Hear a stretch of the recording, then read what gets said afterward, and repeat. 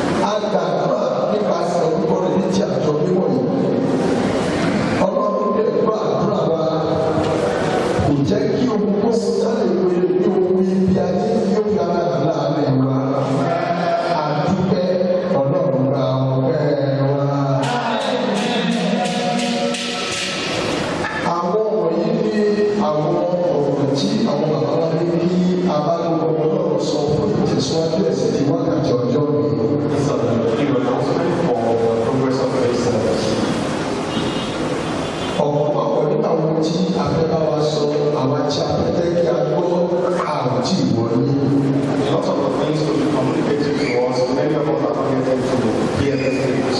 Síbẹ̀ a máa sọ àti máa tún sọ nígbà tí gbogbo program tó bá ń lọ. We make the announcement now and then we will make the announcement later. Bàbá wa ní kí a fi gbogbo ọmọ náà. We ask to greet every child of God Tí ó padà nínú àjọ̀dá lẹ́jọ́ lónìí. and present in the convention. Pé kí wọ́n kí àbá sínú àjọ̀dá. You're welcome to this meeting. Wọ́n gbà ní àdúrà pé ayọ̀ láti kó nínú ilé wa wá ayọ̀ náà láti pa padà lọ sí ilé wa.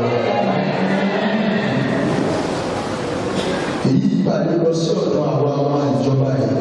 This is to those who are sick. Bó tilẹ̀ jẹ́ pé ọ̀pọ̀lọpọ̀ nínú wa torí àwọn àlejò tí wọ́n ń retí rẹ̀ wọ́n sì ń ṣe màtámàtá nínú ilé. And many are still rolling the matter ministry in the house because of the visitors they expect. Wọ́n ní tí àwọn àlejò bá ti wọlé kí a lè gbé àdìrí fún ọmọ ní àǹfààní àtijọ́. Once our visitors are coming in, we are advised to give them space to sit. Wọ́n ní kí a tún tẹnu mọ́ gẹ́gẹ́ bí a ti bá wa sọ tẹ́lẹ̀ pé lẹ́yìn àjọ yìí lẹ́yìn jíjẹ àti omi pé kò gbọ́dọ̀ sẹ́nikẹ́ni tó máa tó àgbà sínú àgbàlá yìí pé òun ọtí rárá. It is also to be announced that there must be no party after this convention. Síbẹ̀ àti máa tún sọ nígbà tí a bá wọlé dáadáa pé ẹnikẹ́ni kò gbọ́dọ̀ mọ ọtí wọn àbí tó ní ògbóló nínú àgbàlá yìí lọ́dún yìí. Yet it will be announced again later that no one must take alcohol in this compound. Wọ́n ní àgbà ilé àtúrà yìí ẹnikẹ́ni kò gbọ́dọ̀ gbé ọkàn ṣoṣo nínú rẹ̀ jáde lẹ́yìn àti àbámọ̀ ẹ̀sìn lónìí. Not a single chair to be taken out of the service, out of the auditorium after the service. Èyí lọ sí ọ̀dọ̀ gbogbo àwọn ọlọ́run tá a wà nínú ilé. This is where every child of God present in the house. Wọ́n ní kí a jọ ká tọ́jú gbogbo tó bá jẹ́ pé ó jọ wá lójú dáadáa. Please keep your family belongings. Bí a ti mọ̀ wípé nígbà tí Sátánì bá ti gbọ́ pé àwọn ọlọ́run tí wọ́n ti péjọ kò ní ṣàìfarahàn ní ilẹ̀. Just as we know that even Satan will be presented among the children of God when they gather. Kó má dàbẹ́ pé àwa sílẹ̀ àdúrà nígbà tá a lọ sílé àwa lọ pẹ̀lú ìbànújẹ́. Let's think that we came joyfully and then we return home sorrowfully because of the loss of something or the other. Àti bá wa sọ tẹ́lẹ̀. This has been announced beforehand.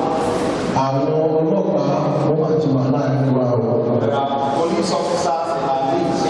Wọ́n dẹ̀ ní ká bẹ gbogbo ọmọ ọlọ́run kí a sì gẹ́gẹ́ bí ọmọ ọlọ́run. They also implore to behave accordingly. Bí a bá ní nínú wa Jọ́sẹ̀ ìṣekúṣe kan tí ọlọ́pàá bá kú lọ ogun àti ilé ló máa ta. If there is anyone who misbehaves and is arrested, the church will be able to brought on the blame. Síbẹ̀ bó ti jẹ́ pé àwọn ọ̀pọ̀lọpọ̀ ìyá tí wọlé bàbá wa ní òun bẹ gbogbo ọmọ ọlọ́run tó wọlé lónìí. Our Father is for every child of God. Pé ẹni tí ó ṣèpìlẹ̀ṣẹ̀ ìjọba ẹ̀ ohun tí ó sọ fún òun ni pé ángẹ́lì tó bá wọn kú kì í kò fi àlù rárá. The founder has announced to him that the one who started this thing does not want noise. Ìdí èyí abẹ gbogbo ọmọ ọlọ́run nígbà tá a bá wà nílẹ̀ àdúrà bí kó máa ṣe àlù tá a bá parí ẹ̀sìn tá a bá lọ sí kó máa ṣe àlù. As a result of that, we beseech you that there will be no noise during the service and even after the work. Ó wà nínú ìwé ètò ẹ̀sìn ti ọjọ́ mi. And it is in the order of the service of the day. Lẹ́yìn ìgbà tí ẹgbẹ́ kí a ká àwọn ètò ẹ̀sìn yẹn atikọ̀ ìkejì atikọ̀ ìkejì atikọ̀ ìkẹta a lè ti gbàdúrà níbi ìfìlọ̀ yẹn lẹ́yìn ìfìlọ̀ After the announcement, gbogbo àwọn ọmọ ìjọba yìí lónìí àtòkùnlọ́rọ̀ àwọn ọlọ́run tó bá wa wọlé kí wọ́n jọ kí wọ́n bá wá sí ìdúpẹ́ lónìí. I will plead with everyone to partake in the thanksgiving today. Agbègbè yẹn ní nọ́mbà 6B. And that will be number 6B on the order of service. A máa ṣe ìdúpẹ́ lónìí. There will be thanksgiving today. Lẹ́yìn àwọn ọmọ àwọn ọ̀dọ́ wọn ni wọ́n máa fi eré ìtàgé dá wa lára yá. Then the youth will present the stage drama. Àwọn akọrin náà wọ́n ní wọ́n máa dá wa lára yá. Also, ministers, music ministers will also minister to us. Èyí tí ó tẹ̀lé ní ètò ìkówójọ fún ìtẹ̀síwájú ẹ̀sìn náà.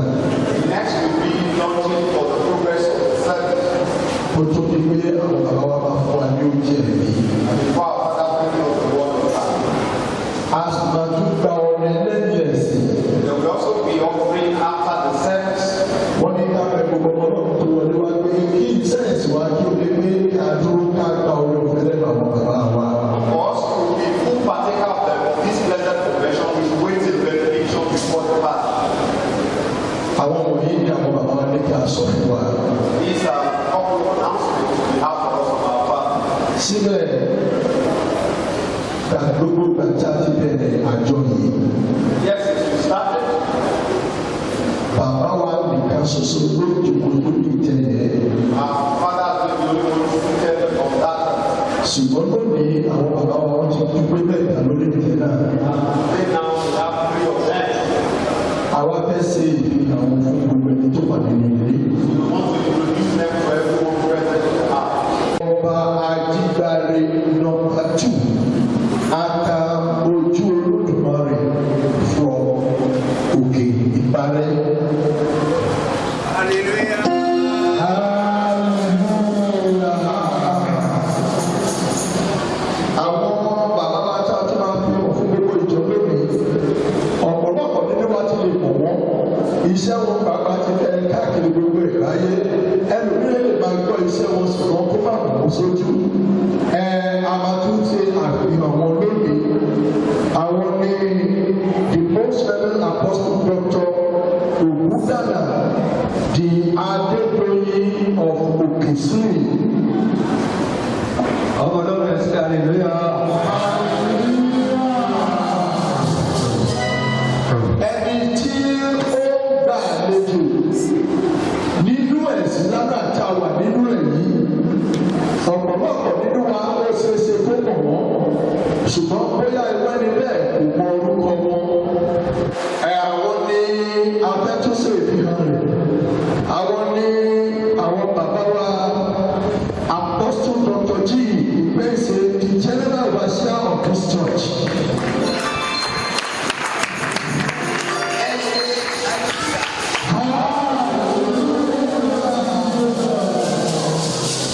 Ètò náà ń tẹ̀síwájú.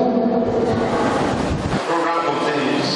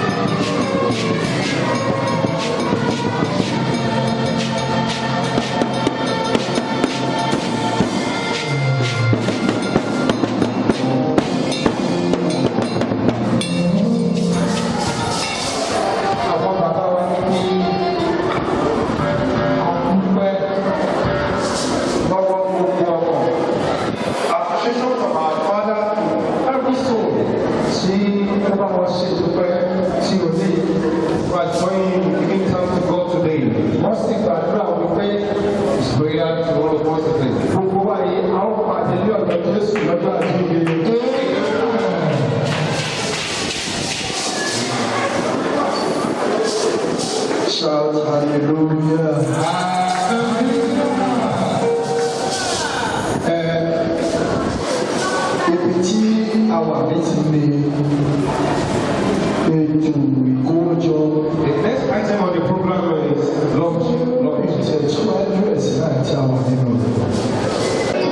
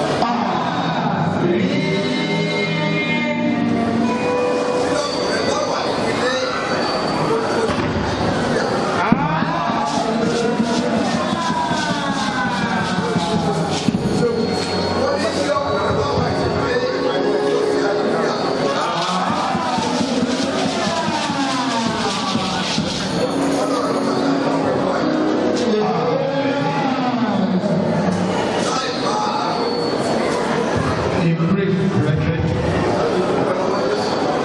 we give thanks to the Son of God and to the God of our Father wonder who called our Father to this ministry. Since the founder departed to heavenly city, Okodun Oleman. From then to now, the Church of God has been in existence and the eternal covenant Christ gave to him, covenant is still in existence. That in this ministry, churches will not be broken up to fill it. Reproduction shall be the strength of the church. And children, male and female, they will be worshiping here. It is a covenant he announced to our hearing. Until he ended his race, the covenant was working. After his departure in the flesh, the Church of God has been growing. The pregnant one, according to the covenant promises, they deliver peacefully. As we hear the sound of the mother, we hear the sound of the children. And we see the mother and the children alive.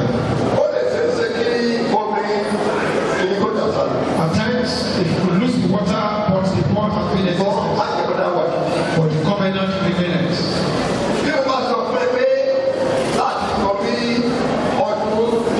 If I tell you about 23 years ago from now, that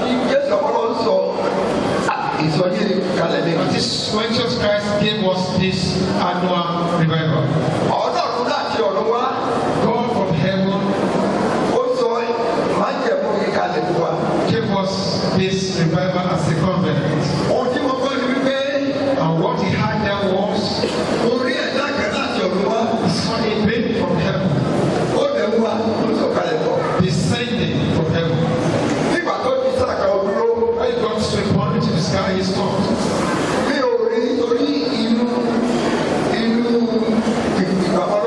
He was in a hidden place. What he spoke and he heard, you should hear. There shall be revival in Israel. And there shall be rejoicing and revival in Israel.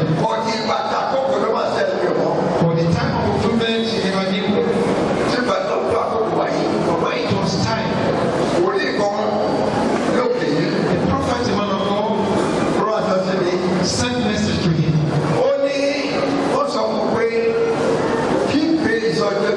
Send our father to this ministry for 7 days revival. In the 7 days revival, there shall be signs. The revival took place. The end of the revival reveals that that time of the revival shall take place every year. Yearly shall take place. When the revival started, this one make it 23. But one of this year, anytime the revival is about to take place, about to begin it, there will be troubles. Our father will be alive as he was not in existence. We continue now until 23 years. Last year,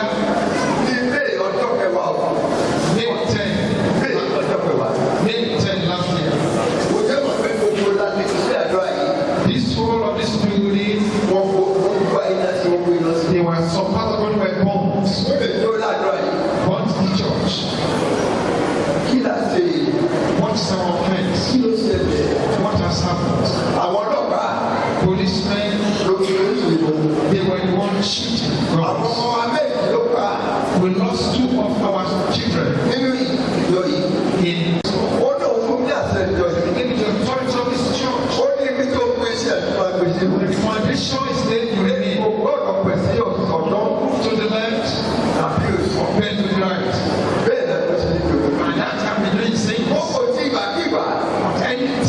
ìsọjí wa fi wá sí ayé. Revival is about to take place. There will be a crisis. Kí ló ṣẹlẹ̀ kí la ṣe? What happened? Aládọ̀rẹ́. Friends and brethren, Ṣé ọdún yìí pàpà? one of this year, Ó jẹ́ pé ọ̀rọ̀ ti pọ̀ bẹ́ẹ̀ náà yẹ. it because ọjọ́ tí ọ̀hún ti mú fìdí ẹ̀ múlẹ̀ ni, Ọ̀rọ̀ ti parí ẹ̀. the heaven has concluded it. Bíbẹ̀ kan, If not, àṣìwá ṣe ìtọ́jú yìí. maybe not. Ọdún tó kọjá, Last year, wọ́n jáde ní ojúkojú àìní. physically they came out. Tí ìdájọ́ ti lọ. The war was on. Onítọ́jú yìí, But for this year, ó bẹ̀ wọ́n lábẹ́. call us police. Ó ní ìsọjí ọdún yìí. And this year's revival, Ó wà ní àpẹẹrẹ. they are marks. Àwọn ohun tí ó bí ọ̀pọ̀ ló fà mí lẹ́nu. Revelations terrifies him. Àìsọ. Àlá síbẹ̀ náà a wà lórí iṣẹ́ ìgbà yìí. Brethren, we are still on the mission. Ìgbà tí àkókò wà ó wà lọ́pọ̀lọpọ̀. Our time is in the hand of God. Torí àwọn láti gba àkókò wá ní àjò. Therefore, you are exalted. Gẹ́gẹ́ bí àkórí ọ̀rọ̀ tó dùn yìí. Find the theme for this year. Wọ́n sọ wípé Read that. respecting the word of God. Kí a fi ọ̀rọ̀ fún ọ̀rọ̀ náà. Ká gbogbo ọ̀rọ̀ lọ. Respect the word of God. Ká bẹ̀ ọ̀rọ̀ lọ. Let's fear God. Ká má fi ọ̀rọ̀ sí ìyẹn. Don't go gamble with God. Gbogbo ń tẹ́lẹ̀ sí bí ọ̀rọ̀ àgbẹ̀ ọ̀rọ̀ sí ìyẹn. Whatever will be given, Ohun tí a gbé ìjọba àpàṣẹ sí ìyẹn. the foundation of the apostles' ministry Èyí ní ọ̀rọ̀. is the word of God. Bàbá ti ní ọ̀rọ̀. Once you have the word of God, we have four things. Ìjọ táyé ṣe láyé mi. This church we are in this year, Ìjọ àpàṣẹ. which apostles' church, Ohun tí ọlọ́run ti rí lẹ́nu. the foundation is the word of God. Bàbá ìmọ̀jú rọ̀ wá. You have been pleaded with. Síbẹ̀ náà ló wáyé pé lòdọ́. If truly Àti bá ọmọ ọlọ́run ní ojúlé. the time of Christ's coming is at hand, Mo gbà wá níyànjú. we are exalted. Àti ọkùnrin àtòkèrè. Men and female, Àtàrà àtọ̀rẹ́. brethren and friends, Kábíyèsí. let's worship. Ọ̀dọ́ yìí. The time of spending. Mo pé ìwé kíkù lẹ́sẹ̀. Nípa ìgbàgbọ́ inú à. Gbọ́ ohun tí wọ́n ṣe. Hear what God is. Nígbà tí Ọlọ́run kìlọ̀ ohun tí a kò tí ì rí fún un. Ọlọ́run kìlọ̀ ohun tí kò wá sáyé. What God did concerning Láti rí. what had never happened. Láti sọ̀gbà rẹ̀. Never had a vow. Ọlọ́run kìlọ̀ fún un. God warned him. Ó bẹ̀rù Ọlọ́run. Bíbélì sọ pé ó bẹ̀rù ọlọ́run. He feared God. Ó sì ka ọkàn fún ìgbàlà ilé rẹ̀. Ó kàn sọ ìgbàlá He yìí. built a bold presumption of his family, Nípa èyí tó dá ayé lẹ́bi. Ó dá ayé lẹ́rìí. by which he condemned the world. Ó sì di ajogún òdodo tí ń ṣe nípa ìgbàgbọ́. Ẹ̀sìn hallelujah. Hallelujah. Bí a ti wá sí àgbẹ̀ yìí. As we come to this assembly, Ohun tó dá mi lójú pé this is my assurance. ohun tó wá lè jẹ́ ìṣòro rẹ̀. Whatever could be your challenge, Ló jẹ́ wàhálà rẹ̀. maybe your problem Tàbí ìkọ̀tún rẹ̀. or your persecutions, Ó wá tí wọ́n ti wá àjọ yìí. once you come into this assembly, Ó wá ti bá wa pín ní ìjọ yìí. once you gather with us, Sáà tó gbogbo àníyàn rẹ̀ ti Jésù ọlọ́run. give all your bodies to Jesus Christ. Kó gbogbo àníyàn rẹ̀ sí ọlọ́run. Cast all your bodies to Jesus Christ. Ohun tó bí ìsọjí wa. What God is Bible, Báyìí ló pàdé rẹ̀. the Bible supports it. Ẹ̀ka ẹ̀ sọ fún mi ló pé àìsàn àti báyìí. Says, look at you, Wọ́n ti bá ẹ̀jẹ̀. as a governor. Èmi ó ṣe àríyá ní Jerúsálẹ́mù. Ó jẹ́ dára sọ fún mi yẹn. God's message. Èmi ó sì yọ̀ nínú àwọn ènìyàn mi. Àwọn tó jẹ́ lóòótọ́ wáyọ̀ yìí. I will rejoice in the faithful one. A kì yóò sì tún gbọ́ ohùn ẹkún mọ́ nínú rẹ̀. Ó pé tàbí ọ̀pọ̀lọpọ̀ ló ṣe àjọyọ̀ rẹ̀. No more crying, no more mourning. Tàbí ohùn igbe. Kì yóò sí ọmọ ọwọ́ níbẹ̀ tí ọjọ́ rẹ̀ kì yóò pẹ́. Ẹ̀sìn hallelujah. Ó jẹ́ dára sọ fún mi. That was the message for the day. Bẹ́ẹ̀ bá ti fẹ́ ṣe ní ìgbà gbogbo lórí yìí. All the time God have it. Bí ìsọjí bá gbọ́ àtàyè. But the message, the Bible is taking place. Láti máa rí fáwọn ìjọ. This word always refers to. Bíbélì ọlọ́run ọ̀rọ̀ náà. Bible, the word of God, Olóòwà gbé ìsọjí sójú. established this Bible. Olóòwà kiri. Who feel Pẹ̀lú ọ̀pọ̀lẹ̀. Pẹ̀lú àṣẹ. with authority. Ó bẹ̀ wá. I pray.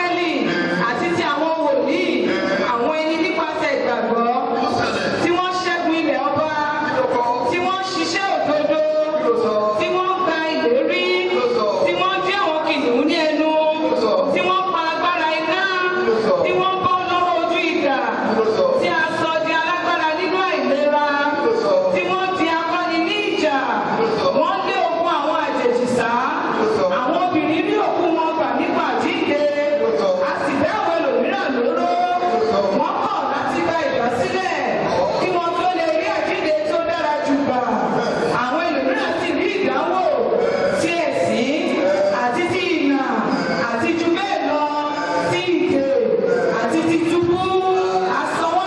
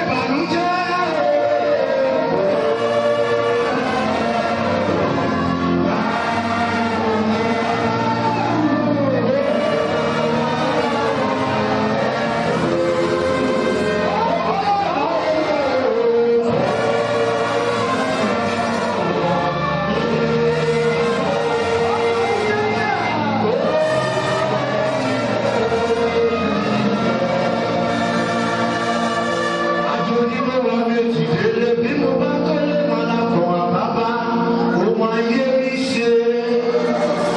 Ọwọ́ rẹ̀ àjò ni mo bá èjì pé bí mo bá délé mọ́lá kan àbábá.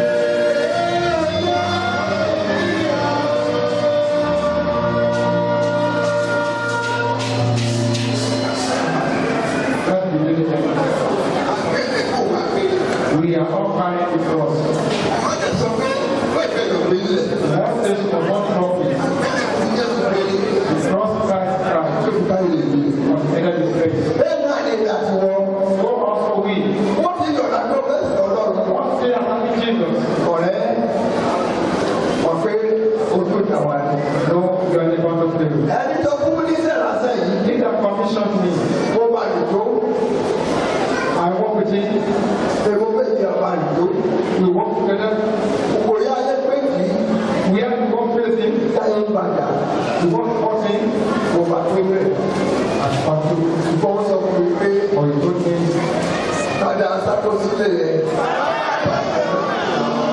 Aṣáájú padà sílé rẹ̀. pápákó your father is calling you. Ilé ìwà lọ́dọ̀ lọ.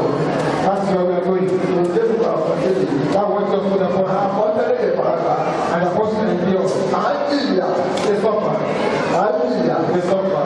Ayé ń bá wọn jà. You work for them. Mo fi kálẹ̀ ẹ̀ka. You read. Àwọn ọkùnrin àti ètò pàtó. Some they have received things of Adá wọn wò. Àfi dàgbà lọ. some sword like. Wọ́n rìn káàkiri nínú àwọn àgùntàn àti nínú àwọn ewúrẹ́. Kí ló ti wọ́n ṣe? What did they do? Wọ́n ti aláìní, Kí ló ṣẹlẹ̀?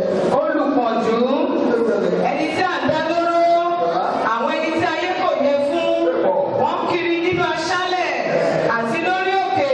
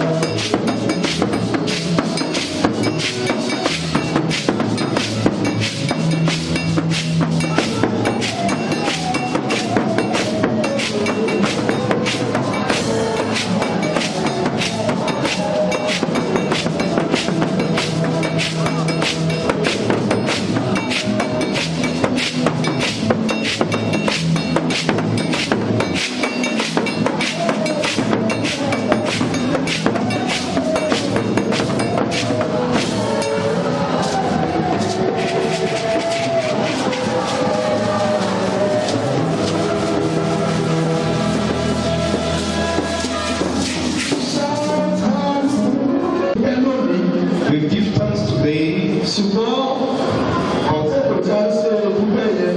During the time of Thanksgiving, nínú àwọn ọmọ ìjọba yìí. many of us were not in the ó house. sì wọlé. Many of us were not in the house. àdàbẹ́ ni pé fámìlì mi nìkan ṣoṣo ló ṣe ìdúpẹ́ náà. So we see that the only torí family pé that màá ní did ní sí ìgbà tí a ṣe ìdúpẹ́. when the Thanksgiving was going on, I was not in the house. mo ti bá wọn ṣe ìdúpẹ́. And I've done mine. wọ́n máa abọ́ tí a fẹ́ fi gba ọrẹ wọ́n máa wà bí báyìí. The vote for offering will be here. abọ́ méjì ló fi máa gba ọrẹ. We used to vote for offering. ṣùgbọ́n bí mo bá mà wípé ọlọ́run ṣe rere fún But ẹ. if you know that the Lord has been good to you, ohun tí ọlọ́run ṣe fún ẹ pé dára. and what God has done for you is good. bí o bá ti lọ fún ọrẹ. As you are going for offering, àkókò ẹbí kọ́ máa wà bí ìbájọ́ máa gbé ohun èlò tí a máa ń kó sí sí. there is one box here. bí o bá dára ojú kọ́ náà ń ṣe rere fún ẹ. If you are so sure that God has been good to you, bí o ti ń jó lọ tó fẹ́ lọ ṣe ọrẹ. as you are going for offering, bí o yára ṣe ìdúpẹ́ then rẹ. give thanks to God as well. àdúgbò ènìyàn wá pé kó wọ́n ṣe ìdúpẹ́ fún ọ. Don't beg people to come and give ọkọ thanks. rẹ ló máa fi yàgbé lọ́jọ́ fún ẹ láti ṣe ìdúpẹ́ àti ọ̀jọ́ fún ẹ. You give àmọ́ thanks. sí àwọn yẹn sí mi báyìí. Then we bring out the book here. tí ń jó àìwá fi sílẹ̀ láti As ṣe you are dancing to offering, you can give thanks. pé o máa lọ sí àyẹ̀wò. That is how it is. àti bá wọn sọ tẹ́lẹ̀ nígbà tí a bẹ̀rẹ̀ sí o. We said it before now. ohun tí àwọn bàbá wọn sọ fún ẹni pé bí a bá ti ní àǹfààní àti lè jẹ. What you can eat tí a ní àǹfààní àti lè mú omi. and to drink, ká dúpẹ́ lọ́wọ́ náà. give thanks to God. máa ṣe ẹnikẹ́ni tí ó gbé ọtí wọnú àgbàlá yìí láti mú lónìí o. Don't bring any alcohol Má wá sí bọ́ọ̀tà ẹ jọ̀ọ́ kó yára kó wú kúrò nínú into your mind. Erase that àwọn now. àpèsè jíjẹ fún ẹ. We give you Àwọn food. máa fún ẹ lórí ewu. We give you what to Àwọn drink. ti ṣe lè kó máa lọ sí. At least that is all. Gẹ́gẹ́ bí àwọn bàbá wa ti máa ń ṣe That is the order of our Father. ọ̀rẹ́ ló kù báyìí. Offering box. Àti àpótí ìdúpẹ́. Àwọn kẹ́rùbù dà.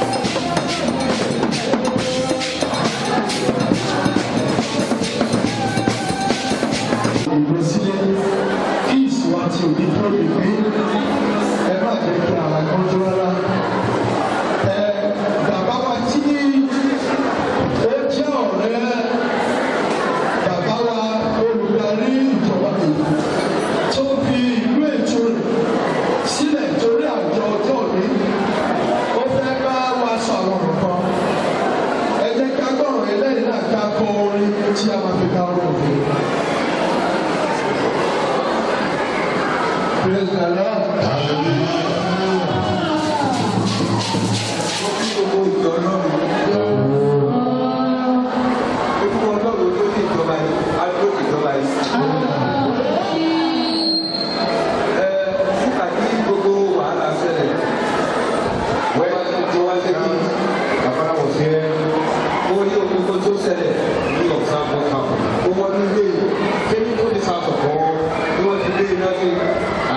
Set fire to we went to our garden in the Lord here. What our father wanted to do is this. When he comes back and met this house, surprisingly to our father, he was amazed. Please, that should be no more. What my father took know is this. The owner of heaven and earth, that support the ministry, that support this ministry in one way or the other, financially, the God that holds power on earth and in heaven.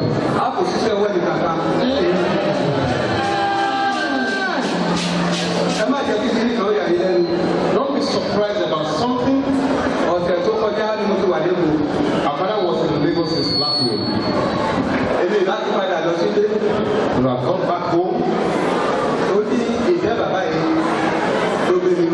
But because of the love and having the Lord here, that is why you can say our father here today. He was somewhere yesterday before he comes. If you have a great love towards your neighbor, you ought to know that this person loves you. What our father in Lord here has done to our daddy speaking, it was our surprise thing, a surprising thing. That is why I so much love him. And I love this ministry as well. Those by this ministry, the Lord will stand by you all in Jesus' name. Don't be surprised about anything at all. You said I'm so slow. It has a meaning. Don't be annoyed. That meaning part of our that after everything today, as you know the habit of our daddy, once I go to anywhere to worship, after service, I'm going home. But our brother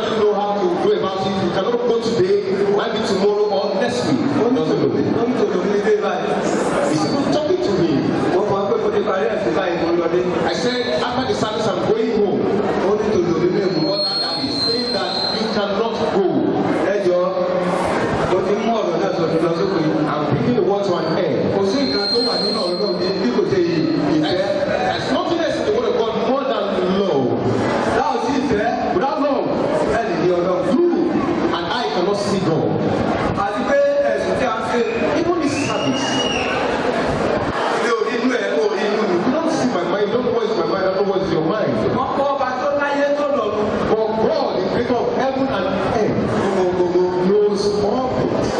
Torí náà, therefore, mo gbàdúrà fún yín. I pray for you all. Pé ìjọba yẹn máa tẹ̀síwájú. Ẹ yẹ̀ wò, look at it. Ohun tí a rí yìí. What we are seeing these days. Ó dájú ká kọjá yìí. That is what we read in the book of Hebrew. Nígbà yà wà bọ́ jẹ́ during the time of the apostles. Ogun ló bá wọn jà. They were faced with challenges. Òmìnira ní ilé.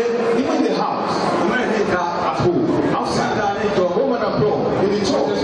That is how it happens. So how would I get this? If you look at Nigeria today. Local community. In all communities. Kò sí ètò wà lálàáfíà. There is no peace. Olóòtú wà mímọ́. Olóòtú èdè lánàá. Called our daddy yesterday. Would have come yesterday. Àwọn kan ló lọ kó lọ bá tó lọ. Also, all this unrest here and there. Ohun tó ṣe ti wọn wọ́n ti wọn. Trouble here and there. Ohun tó tẹ̀lé mi. That is what is happening now. Ẹ má jẹ́ kó yàrá ilé. Don't be surprised. Ó ti wà láti ẹ̀dùn kan. Shall we from the beginning? Bẹ́ẹ̀ yóò máa rí títí ajá. Shall it be forever and ever? Praise the Lord. Hallelujah. Ìjọba làbẹ́ wà tẹ̀lé ká lóore mọ́. Amen.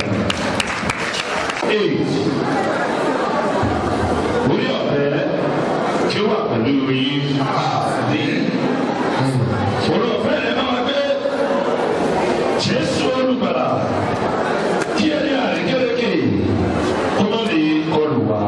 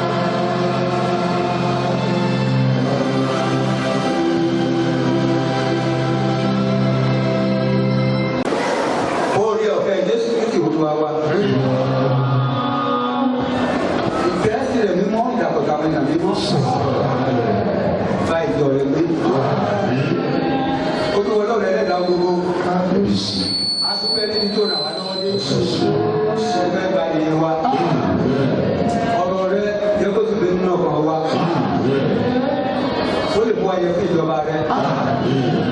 Ló wà lójú ọjọ́ alẹ́ wa. Kẹ́yìn láti yẹ fún ìjọba rẹ̀. Àti pàápàá gbogbo ọkọ̀ tó wá lórí ìkórè níbi gbogbo ayọ̀ nígbà fi délé wọn. Òmòyí ọmọdún kó sojú ẹ̀mí gbogbo wa.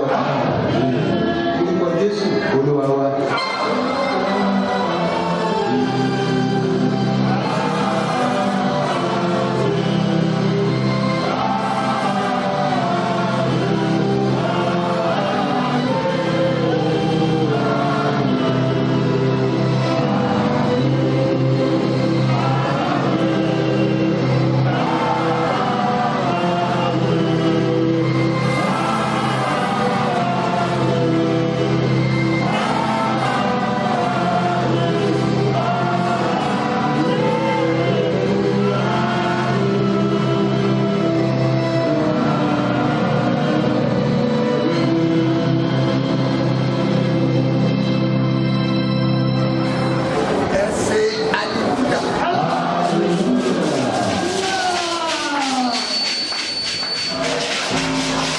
rántí ìlérí tọ́lọ́run wọn dà sọ.